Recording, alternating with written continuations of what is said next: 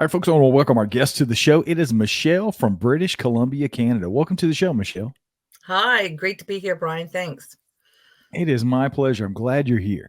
So, I know you're here to talk about an experience you had back in 1984. So, why don't you just take the audience and me back to where you were, what you were doing, and what happened to you? Okay. Well, I worked for the RCMP police way back then, and it's in Prince Rupert, British Columbia, which is midway up north. And Prince Rupert is actually a small island.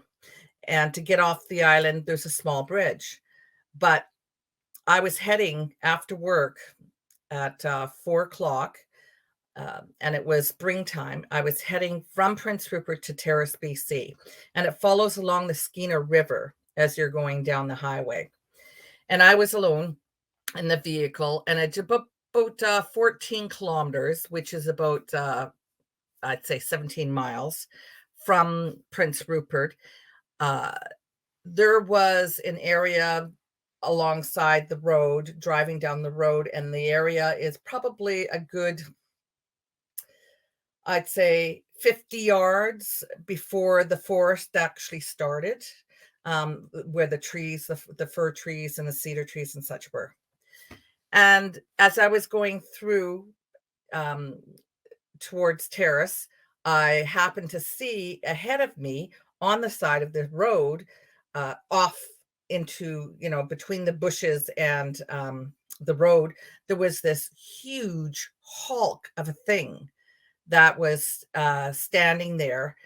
And it was, at first I was stunned and, like I'm going, what the heck is that? And I slowed down and I looked at it as I was driving by, slowed down, and it turned away to walk into the bush.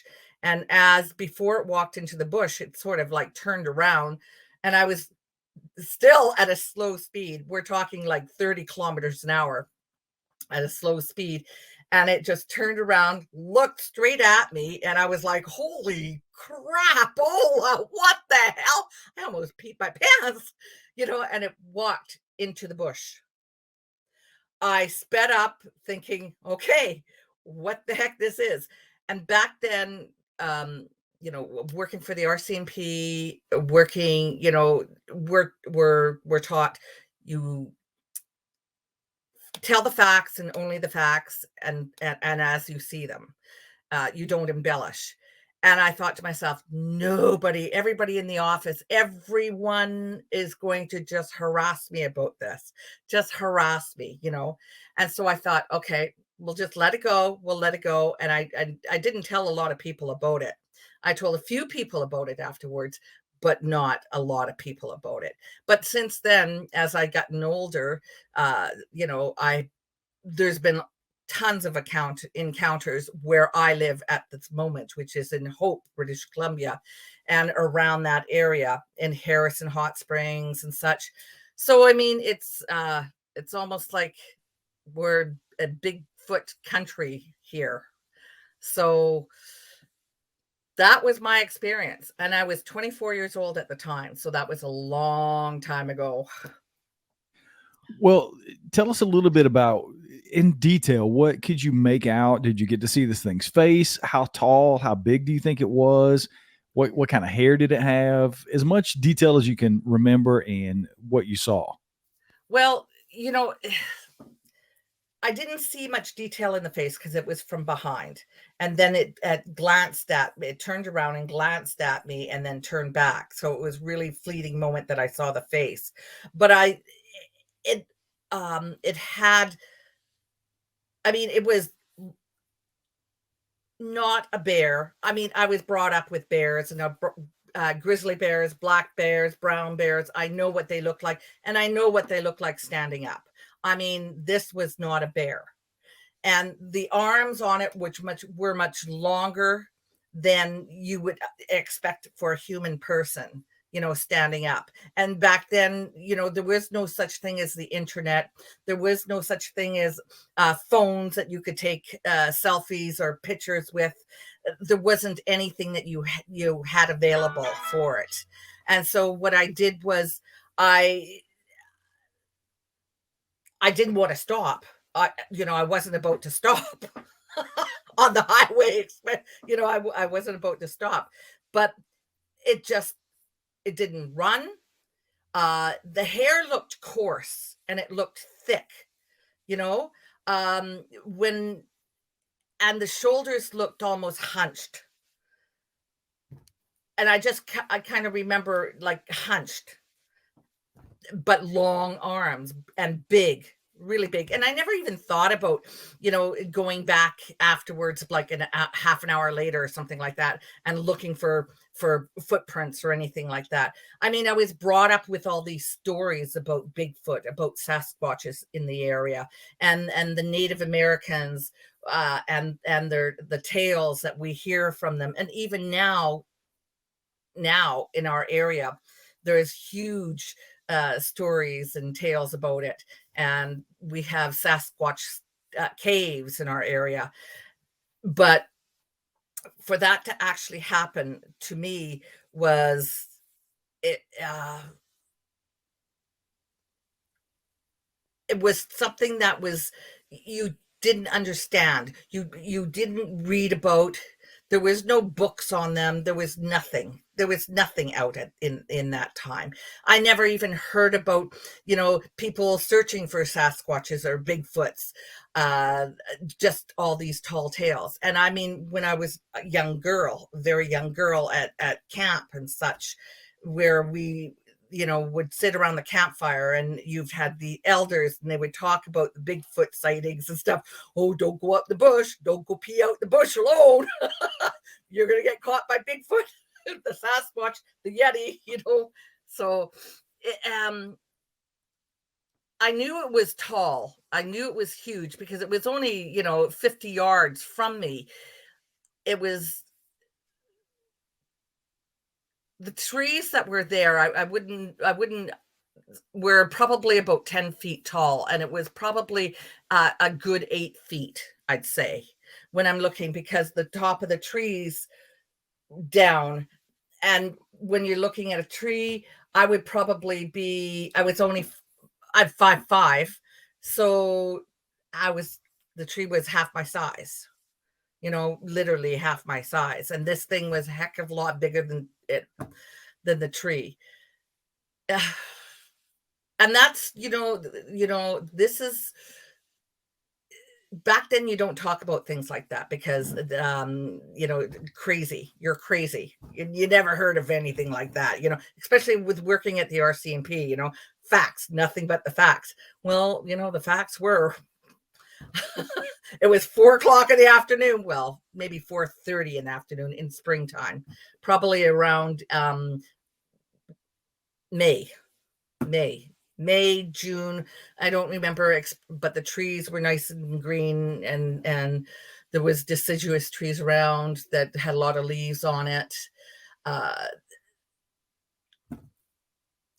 And in Prince Rupert, when you go from the highway to the bush, it's flat ground. We don't have a lot of you'll see small bushes and such like that, but it was big cedar trees and tall fir trees and such. The smaller trees in the front, and then the river was on the other side, so it went towards the river as I was heading to Terrace. You kind of already answered the question, but I guess Bigfoot really wasn't on your radar, but you'd heard enough stories at the time that you knew when you saw this thing what you were looking at. Is that pretty much the way that's the first thing that came to my mind? It was the first thing that came to my mind. I truly believed in it. I mean, we were taught from a young age that being around, a lot of Native Americans and being around that area, that these things actually did exist. That truly, they were not, it's a folklore, but they believed them. And so you believe them that they exist until you actually see them. And then you go, oh my gosh, they do exist. They do exist. The other question I have for you is one that comes up often on the show. And I don't know if you listen to the show or how familiar you are with the show, but I was in law enforcement for 16 years. And I get a lot of questions about people reporting Bigfoot sightings or paranormal experiences or other cryptid encounters while I was on duty. I worked for the City of Atlanta Police Department. It's a huge Mhm. metropolitan city, right? Not so much in the RCMP. There was a lot of areas like the one you drove through, obviously, where you had this experience. Did you hear of those things in the RCMP? Did you have other people reporting these things, or did people that worked around you or with you have reports that they took? It when we there was never really any reports made of these things back then. There was talk about it, that things did happen. Like, Prince Rupert is a very rural area compared to Atlanta, right? So, a very rural area. So, we dealt with widespread, small communities, and we'd have to fly up in beaver planes to get to these communities, to police and such like that. And the stories that you would hear, we never wrote these down, never, but we heard all the stories, believe me. And there was a lot of strange encounters that people had, but they were never written down. It was back then, it was like, no, no, no, no, no, don't put that down, because then, everyone's going to go, ha, ha, ha, yeah, right, sort of thing. So it was always in your back of your mind, and you'd look at your partner, and you go, yeah, yep, okay, well, this guy could have been drinking, but it sounds so true and believable that the facts are the facts, right? I guess the other question too that comes up often as far as places like Canada and even here in the United States is this vast conspiracy theory that some people believe exists between the governments of Canada and the United States to cover up Bigfoot. Is that something that you ever experienced? Like there was some vast conspiracy theory to cover this up in Canada amongst the RCMP or even other entities? Because that's not been my experience. I've said it so many times. For us who worked in government work, everybody would be surprised at what the government doesn't know on a regular basis, right? So Mhm. I guess my question for you, being a part of the RCMP, did you ever get the feeling that you were being told not to write this stuff down because it was a cover up, or it was just more of like it's the 80s and that's kind of out there, it's kind of crazy, so we want to avoid people thinking that we're crazy because we're taking these kind of reports? um I don't believe there was any kind of cover up. It was just like, nobody's going to believe you. We'll just let it go. It went around the detachments, how the different stories that have happened, and the different encounters with strange things. Uh, and usually these strange things would occur when there was another incident happening. So they coincide together, but you wouldn't put that, okay, well, he had an encounter with this, and he said it was a big, sort of like a moth guy, and blah blah blah, and flying around, or what. I'm just, giving an example. And but we actually found the body, and the body was, stabbed by this guy, so nobody actually got killed by a flying moth. Sort of thing. uh, but there are different stories when we go up north to the different outposts, and you'd hear, they would come, the natives would come to us, and they'd talk, and these were dry reserves. Okay, these weren't, and of course people still drank, and it doesn't matter, but there were dry reserves, supposed to be dry reserves. And we'd hear all these stories and different things, and of course it would go from, the biggest dog that you've ever seen. It was a wolf, but it was too big to be a normal wolf, or it was, uh, and they all related to another incident that was an actual incident that happened. So, but we never wrote those things down. We never did, because it wasn't part of the incident report. We just like, okay, well, we know that that happened, and we're well aware. So we'll make sure that we stay out of that way, or we don't go down that path. Are there any stories from the area that have stuck out to you over the years, whether it be something like that that you may not have written down that you heard firsthand, or other stories that have been shared with you that you could share with the audience from the area? Well,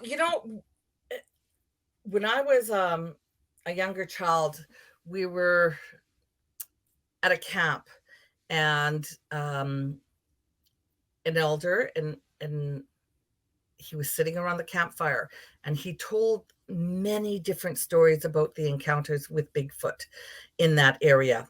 And that was in up north in Terrace, BC. And that's about, I say, an hour and a half drive from Prince Rupert inland. And so there was a lot of different encounters in Hazelton, in Kitsillat, and all those little areas, little communities up there. And a lot of them are native reserves, and a lot of them had, a lot of them were secluded. So it wasn't that people were able to report these things, but what did happen was that, of course, the stories got told down through the time with relatives and family. So I remember, and I can't remember what year this was, but I'm thinking probably early 70s, or no, late 70s, probably maybe 80 or something like that. And I remember 3 people driving in a truck, and I remember that they had an encounter as well when they were driving down from Prince Rupert to Terrace, and this another thing again at the side of the road. And there was 3 people. I can't remember who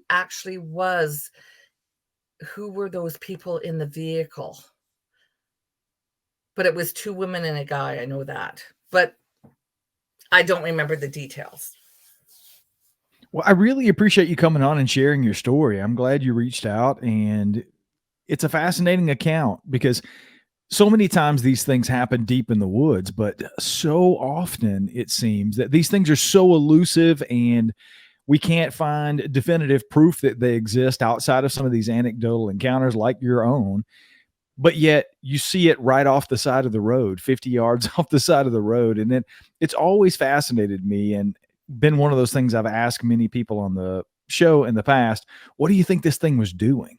Why would it wait? Because sometimes, they cross right over in front of people and they almost run them over in areas like I live here in North Carolina. So I guess I'll ask you, where do you think this thing was going? Clearly it's subjective and you have no clue, but just in general, since you've experienced this and you've had this knowledge of these things for so long, why Well, do you think it is that they're able to be seen so readily on the side of roads and crossing roads? well, I believe that, the Skeena River, it was going towards the Skeena River. I believe that it was probably, when I think about it, the river is there, crystal clear, great water, drinking water, great fishing. I mean, people fish all the time there, salmon, coho, you name it, halibut, you name it. Okay. So it could have been going down to get food. Very likely, right? And Prince Rupert is not that big of a town. Okay. It's not, it's a small, it's called a city of Prince Rupert, but it's not that big. It's not that big when you think about it. I can't remember how many people there was in it. 20. Now it's a little bit more, but back then I don't remember how many people were in. I mean, it was a small detachment too. Gotcha. Yeah. Well, I really appreciate you coming on and sharing your story, Michele. I've had a blast talking to you. Well, thank you, Brian. Appreciate that. And keep on looking for Bigfoot. You never know where you're gonna see them.